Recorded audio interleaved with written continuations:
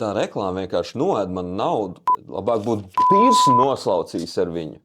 Šo frāzi mēs dzirdam daudz un dikti, bet mēs nevaram vainot uzņēmējus, kuri vairs netic maksas reklāmas efektivitātei.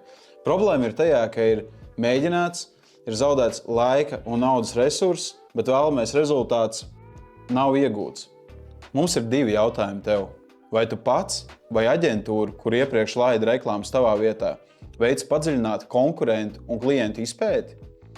Un otrkārt, vai tika atrast reālie sāpju cēloņi, kāpēc vispār tavam potenciālam klientam tavs produkts vai servis varētu būt interesants? Jo šīs lietas ir viss panākuma atslēga. No labas tirgus izpētes radīsies izcili kreatīvie materiāli, kuri aizsars tavu potenciālā klienta uzmanību un padarīs viņu no vienkārši garām gājēju par tavu uzņēmumu fanu. Ja tu vēlies saprast vairāk, kā tas viss vispār, ko es tev tagad stāstīju, strādā, tad droši spied uz zemāk esošās pogas, mēs tev pastāstīsim, kā arī palīdzēsim izveidot tava uzņēmuma mārketinga plānu.